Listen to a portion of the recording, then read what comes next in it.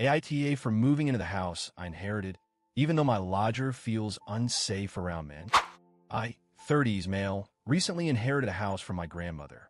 I've lived in various places before, but this house was different. It was my childhood home, and I have memories of it that go way back. I wasn't really close to my grandmother in my adult years, but I still spent a lot of time there when I was younger. It's an old house, but it has a lot of sentimental value. When I found out I inherited the property, I wasn't sure what to do with it at first. I was living in a small apartment, paying rent, and the idea of moving into the house seemed perfect.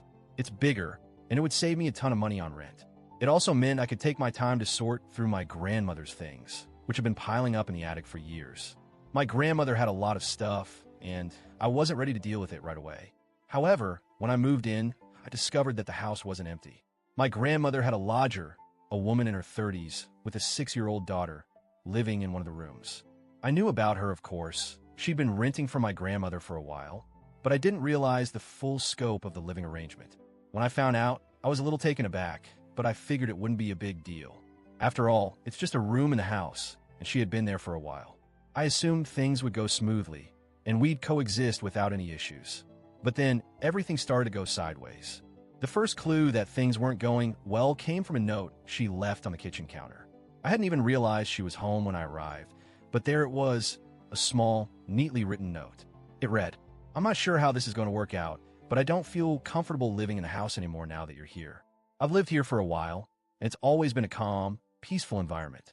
I'm worried about my daughter, and I don't feel safe living here with a man I don't know." At first, I was confused. We hadn't even spoken yet, but I could sense there was tension in the air. I tried to brush it off, assuming she was just nervous because of the change. But the more I thought about it, the more it bothered me. I mean, this was my house now, and I didn't feel like I should have to leave just because someone else didn't feel comfortable. I left a note in response, just trying to clear the air. I told her that she could stay as long as she liked, but if she felt uncomfortable, she could leave whenever she wanted. I offered a timeline that would give her enough time to find somewhere else to live. I was trying to be understanding, but I also didn't want to feel like I was being pushed out of my own home. A few days passed, and I didn't hear anything from her. But then I got another note. "I will leave, but I'm upset that I'm being asked to move out just because you're here. I don't want to be in a situation where I have to go back to my ex's house. We moved here so my daughter could go to a good school, and now it feels like that's all falling apart because of you." At this point, I was really starting to feel like I was in the middle of something I didn't ask for. My first instinct was to help her find a solution, but the more I thought about it, the more I realized there was nothing I could do. She had her reasons, and I had mine. I had moved in because the house was mine, and I was trying to make it work for both of us. As the days went by, the tension only grew. She started leaving more notes, and each one seemed more urgent and more personal. She told me how she had been living with her ex before, and that her decision to move into my grandmother's house had been a way to escape. Her ex had been abusive, and she didn't feel comfortable living with a man, especially after what she had been through. I tried to empathize with her, but I also felt trapped. I didn't know how to solve this for her without it affecting me. I had my own life, my own responsibilities, and I couldn't afford to just leave my own house.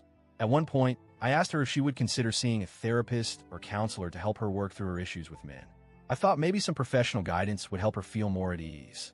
She responded in another note, saying that she didn't have the time or money for therapy, and that she just wanted to feel safe in her own living situation. She mentioned that the only reason she was able to live here was because of the low rent, only $150 for utilities and housework. That was another thing that weighed heavily on my mind. If she left, I couldn't just lower the rent for a new tenant. Renting out the house wouldn't cover the mortgage, and I couldn't afford to make up the difference. I realized that my hands were tied in a lot of ways. If I moved out, I'd still have to pay for the house, and that wasn't an option for me. I had a mortgage to cover, and without the rent money from the lodger, I would struggle to make ends meet. I didn't want to sell the house because I wanted to keep it in the family, and I couldn't afford to be reassessed for taxes if I didn't move in within a year. It seemed like I had two choices. I could either continue living here and deal with the tension, or I could move out and lose the house and all the benefits that came with it. I wrote back to her, letting her know that I understood her concerns, but that I couldn't move out. I offered her the option to find a female tenant to take my place, but that didn't seem like a viable option either. Even if I found someone, the rent wouldn't cover the mortgage, and I would be left in an even worse situation. Her response to my letter was another note. where she told me that she would start looking for a new place to live. She seemed upset, but also resigned to the fact that she didn't have many options. She was afraid that if she moved out, she'd have to go back to her ex, and she didn't want that. She also pointed out that the whole reason she moved in here was for the school district, and now that was being taken away from her. I couldn't blame her for feeling that way. I could see how hard this situation was for her. But at the same time, I had my own responsibilities and realities to deal with. I couldn't just throw away everything I had worked for to make room for someone else's comfort. I decided to be as fair as possible and told her that she could stay for as long as she needed, but that she had to make plans to move out eventually. I didn't want to force her out, but I also couldn't continue living in a state of constant tension. Now I'm torn.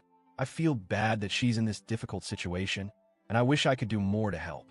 But I also feel like I'm being asked to sacrifice too much for someone I barely know. I can't move out of my own house.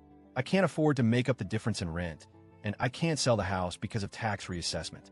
So here I am, stuck in the middle of a difficult situation, trying to be as fair and empathetic as possible while also protecting my own interests.